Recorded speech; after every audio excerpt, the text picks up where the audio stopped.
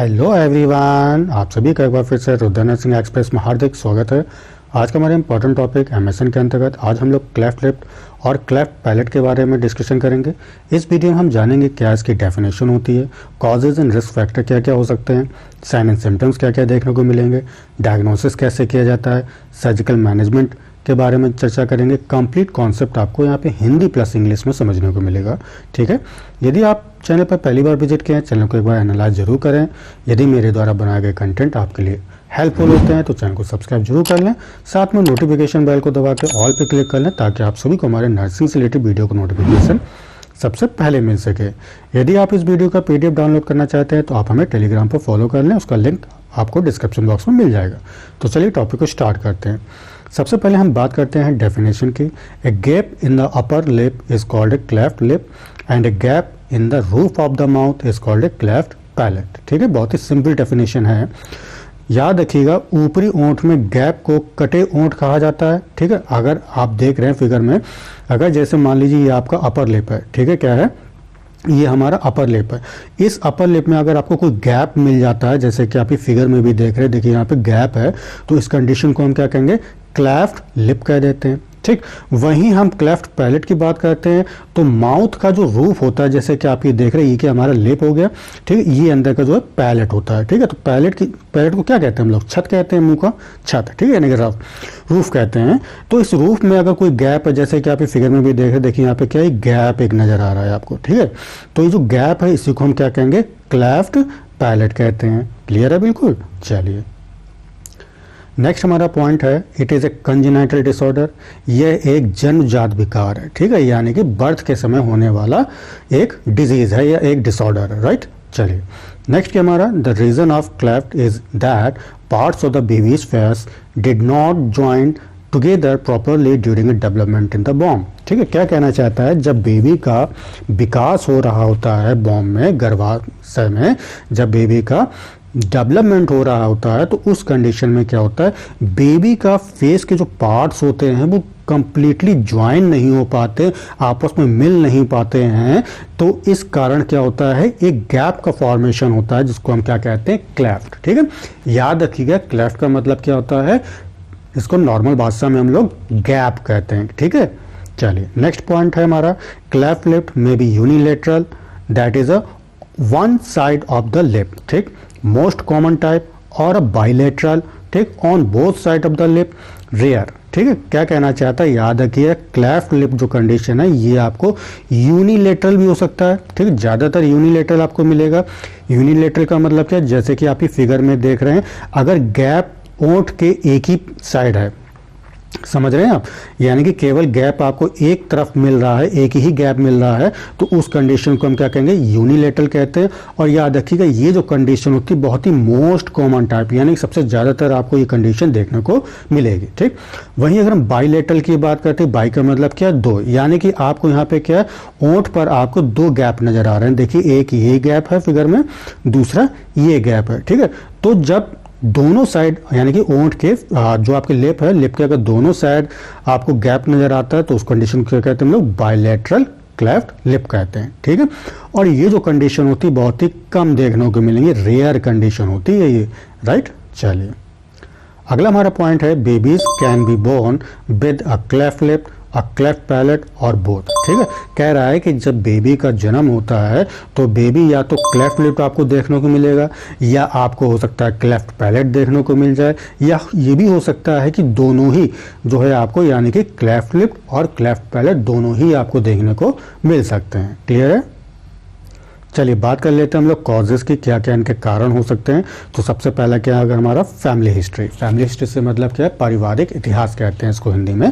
ठीक है, यानी कि अगर आपकी किसी फैमिली को ये क्लेफ्ट लिप या क्लेफ्ट पैलेट हुआ हो, ठीक है, तो हो सकता है कि उसके जो नेक्स्ट जनरेशन है, जो उनके बच्चे होंगे, ठीक है, उनमें भी जो है क्लेफ्ट लिप या क्लेफ्ट पैलेट होने की संभावना ज़्यादा होने लगती है। ठीक है, चलिए अगला क्या हमारा, स्मोकिंग इन प्रेगनेंसी। अगर कोई हमारी महिला है, गर्भवती महिला है, ठीक है, और गर्भावस्था के दौरान यदि वो धूम्रपान करती है, स्मोकिंग करती है, ठीक है, तो ऐसी कंडीशन में भी बेबी का जो फेशियल डेवलपमेंट है वो पूर्ण रूप से नहीं हो पाता है।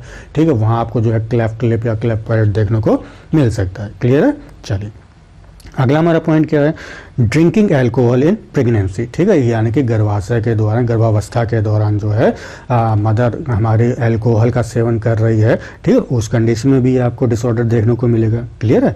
चलिए अगला क्या हमारा पॉइंट है, ओबेसिटी इन प्रेगनेंसी, ठीक है, यानी कि गर्भावस्था के दौरान मोटापा, ठीक है, तो ये कंडीशन भी जो है आपको क्लेफ्ट लिप या क्लेफ्ट पैलेट कॉज कर सकती है। क्लियर है बिल्कुल। चलिए अगला हमारा पॉइंट है lack of folic acid during pregnancy, ठीक है, यानी कि प्रेगनेंसी के दौरान फॉलिक एसिड की कमी है हमारी महिला के, ठीक है, जो हमारी गर्भवती महिला है अगर वो फॉलिक एसिड का कम सेवन कर रही है या उसके रुधिर में कमी है तो इस कंडीशन में भी आपको ये डिसऑर्डर देखने को मिलेगा। राइट। चलिए अगला क्या है, taking anti scissor medicine in a first trimester of pregnancy, ठीक है, यानी कि प्रेगनेंसी की जो प्रथम 3 महीने की जो अवस्था होती है उसको हम क्या कहते हैं, फर्स्ट ट्रिमेस्टर कहते हैं। राइट।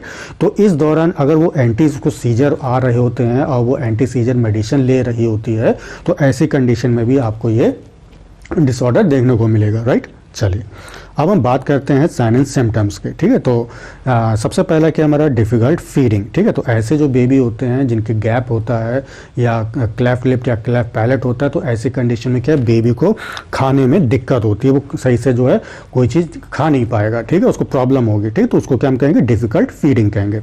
अगला क्या है, नेसल स्पीच, ऐसे जो पेशेंट होते हैं, ऐसे जो बेबी होते हैं वो क्या है, नाक से बोलते हैं, ठीक है, मुंह से नहीं बोल पाएंगे। क्लियर, क्योंकि उनके मुंह में क्या है, एक गैप है। राइट।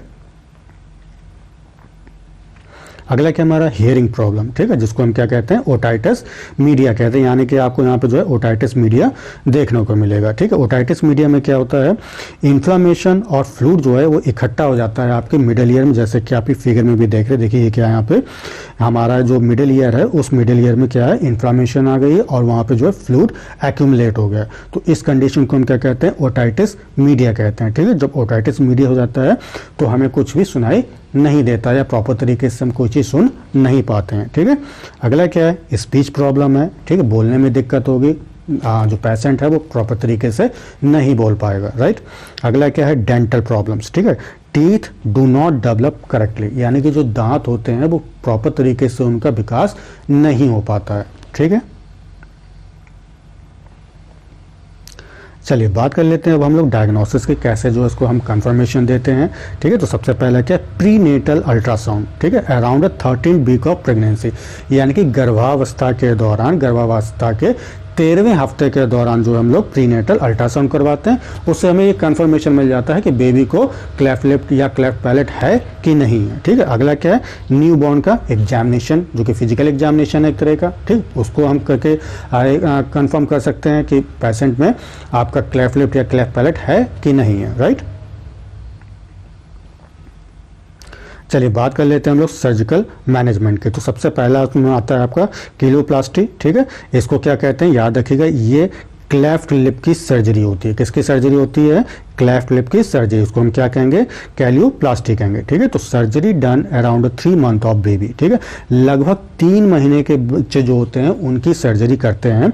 ठीक है। तो याद रखिएगा कौन सी सर्जरी करेंगे, जो 3 महीने के बच्चे हैं उनमें हम कीलोप्लास्टी सर्जरी करते हैं। ठीक है। और ये क्या चीज़ होती है, याद रखिएगा, एक बार मैं फिर से बोल रहा हूँ, क्लेफ्ट लिप की ये सर्जरी होती है। क्लियर है। चलिए अगला क्या हमारा, पैलेटोप्लास्टी। ठीक है। तो याद रखिएगा जो पैलेटोप्लास्टी होती है सर्जरी, ये क्लेफ्ट पैलेट की सर्जरी होती है। ठीक। तो surgery done around 6 to 18 month of baby. ठीक है, जब बच्चे की उम्र 6 से 18 महीने का जब बेबी हमारा होता है तो उस दौरान जो हम लोग ये सर्जरी करते हैं। क्लियर है बिल्कुल। चलिए आशा करता हूँ टॉपिक आपको अच्छी तरह समझ में आ गया होगा, एक एक पॉइंट क्लियर हो गया होगा। टॉपिक कैसा लगा कमेंट करके जरूर बताएं। यदि आपको ये वीडियो पसंद है तो उसे लाइक जरूर करें और अपने दोस्तों के साथ में ज़्यादा से ज़्यादा इसे शेयर करें। तो तब तक के लिए अपना ख्याल रखें। Take care, bye bye, thank you so much.